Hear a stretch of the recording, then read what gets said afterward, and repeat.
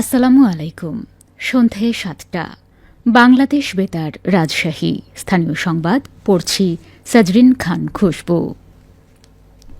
প্রাথমিক ও গণশিক্ষা মন্ত্রণালয়ের উপদেষ্টা অধ্যাপক ডাক্তার বিধান রঞ্জন রায় পোদ্দার বলেছেন, মাদ্রাসাগুলোতে কোন কারিকুলামে পড়াচ্ছে সেটা সরকারের নিয়ন্ত্রণে বা তত্ত্বাবধানে নেই। তিনি আজ সকালে জাতীয় শিক্ষা একাডেমির এক গবেষণা অনুষ্ঠানে একথা বলেন।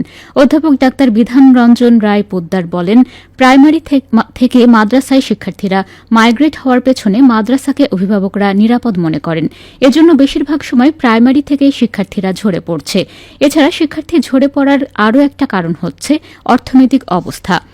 প্রাইমারি পর্যায়ে একটি শিশুকে শিক্ষা ও জ্ঞানের প্রতি আগ্রহ সৃষ্টি করে, সে জায়গাটিতে জোর দেওয়ার আহ্বান জানান তিনি আরও বলেন, ১৫০টি উপজেলার স্কুলে মিড ডে মিল চালু করা হবে। পরে পর্যায়ক্রমে সারা দেশের শিক্ষা প্রতিষ্ঠানে মিড ডে মিলের ব্যবস্থা করা হবে।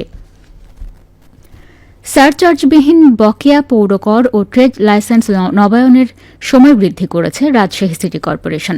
২০২৪-২৫ অর্থ বছরের পৌরকরের ওপর ১০% রেয়াত বা রিবেট সুবিধা এবং পৌরকর ও ট্রেড লাইসেন্স বকেয়ার ওপর ১৫% সারচার্জ আগামী ৩০ নভেম্বর ২০২৪ পর্যন্ত মওকুফ করা হয়েছে। রাশিকের রাজস্ব বিভাগের বিজ্ঞপ্তিতে এই তথ্য জানানো হয়েছে।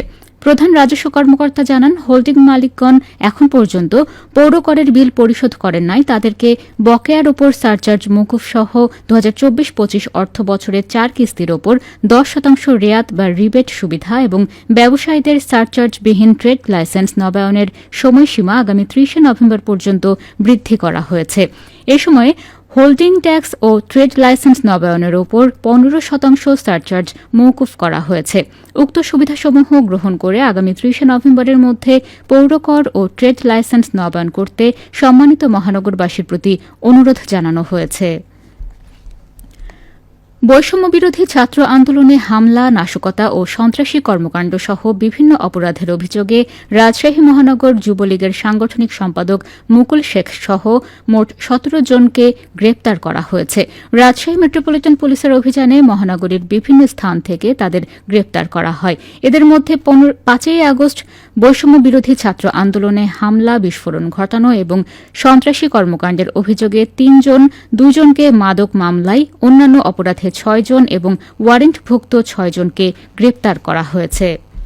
এছাড়া রাজশাহীতে বৈষম্যবিরোধী ছাত্র জনতার আন্দোলনে গুলিবর্ষণকারী যুবলীগ নেতা বাপ্পি চৌধুরী রনিকে গ্রেপ্তার করেছে rapid action battalion.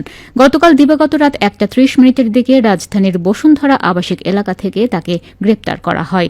Roni Rajshahi মহানগরীর ৪ নম্বর ওয়ার্ড যুবলীগের সভাপতি। র্যাব জানায়, গত ৫ই আগস্ট রাজশাহীর আলুপট্টি এলাকায় বৈষম্যবিরোধী ছাত্র আন্দোলন চলাকালীন ছাত্র জনতার ওপর হামলা ও গুলিবর্ষণ করেন বাপ্পি চৌধুরী রনি। ঘটনার পর থেকে তিনি পলাতক ছিলেন। গতকাল দিবাগত রাতে তাকে রাজধানীর বসুন্ধরা আবাসিক এলাকা থেকে গ্রেপ্তার করতে সক্ষম হয়েছে র্যাব। দেশের অন্যতম প্রাচীন নাটোরের নর্থ বেঙ্গল চিনিকলে চলতি মৌসুমের আখ মারাই কার্যক্রম শুরু হতে যাচ্ছে। আগামী ১৫ নভেম্বর বিকেলে চিনিকলের কেন কেরিয়ার প্রাঙ্গণে এই কার্যক্রমের আনুষ্ঠানিক উদ্বোধন করবেন শিল্প মন্ত্রণালয়ের উপদেষ্টা আদিলুর রহমান খান। উদ্বোধনী অনুষ্ঠানে বিশেষ অতিথি হিসেবে উপস্থিত থাকবেন শিল্প মন্ত্রণালয়ের সিনিয়র সচিব জাকিয়া সুলতানা এবং সভাপতিত্ব করবেন বাংলাদেশ চিনি ও খাদ্য শিল্প কর্পোরেশনের চেয়ারম্যান ড লিপিকা ভদ্র। নর্থ বেঙ্গল চিনিকলের ব্যবস্থাপনা পরিচালক মোহাম্মদ খবির উদ্দিন মোল্লা জানান, আখ মারাই কার্যক্রম শুরু করার লক্ষ্যে কারখানার পরিচ্ছন্নতা, বয়লারে আগুন দেওয়া, সকল আখ ক্রয় কেন্দ্রের পরিমাপ স্কেল সংযোজন সহ সকল প্রস্তুতি গ্রহণ করা হয়েছে। চলতি মৌসুমে ২ লাখ টন আখ মাড়াই করে ১৫,০০০ টন চিনি উৎপাদনের লক্ষ্যমাত্রা নির্ধারণ করা হয়েছে বলে জানিয়েছেন চিনিকলের ব্যবস্থাপনা পরিচালক। নাটোরের মাদ্রাসা মোড় এলাকায় অভিযান চালিয়ে পলিথিন শপিং ব্যাগ জব্দ করেছে ভ্রাম্যমাণ আদালত। আজ জেলা প্রশাসনের এক্সিকিউটিভ ম্যাজিস্ট্রেট রিজু তামান্না ভ্রাম্যমাণ আদালতের অভিযান পরিচালনা করেন। আদালত নিষিদ্ধ পলিথিন ব্যাগ সংরক্ষণ করায় ২টি মামলায় ৩,০০০ টাকা জরিমানা ধার্য করে তা আদায় করে। জব্দ করা হয় ১০ কেজি নিষিদ্ধ পলিথিন শপিং ব্যাগ। পরিবেশ অধিদপ্তর নাটোর জেলা কার্যালয়ের সহকারী পরিচালক মোহাম্মদ রফিকুল ইসলাম এ সময় উপস্থিত ছিলেন। ভ্রাম্যমাণ আদালতের বিচারক জানান, নিষিদ্ধ ঘোষিত পলিথিন শপিং ব্যাগের বিরুদ্ধে ভ্রাম্যমাণ আদালতের অভিযান পরিচালনা করে পরিবেশ সংরক্ষণ আইনে জরিমানালব্ধ অর্থ আদায় করা হয়েছে। সবশেষে আবহাওয়া। আজ রাজশাহীতে সর্বোচ্চ তাপমাত্রা ছিল ৩০.৩ ডিগ্রি সেলসিয়াস এবং সর্বনিম্ন ১৯.৭ ডিগ্রি সেলসিয়াস। সন্ধে ৬টায় বাতাসে আপেক্ষিক আর্দ্রতার পরিমাণ ছিল ৯১%। রাজশাহী ও পার্শ্ববর্তী এলাকায় আগামীকাল সূর্যোদয় ভোর ৬টা ২০ মিনিটে। সংবাদ শেষ হল। আমাদের পরবর্তী স্থানীয় সংবাদ প্রচারিত হবে আগামীকাল সকাল ৮টা ১০ মিনিটে।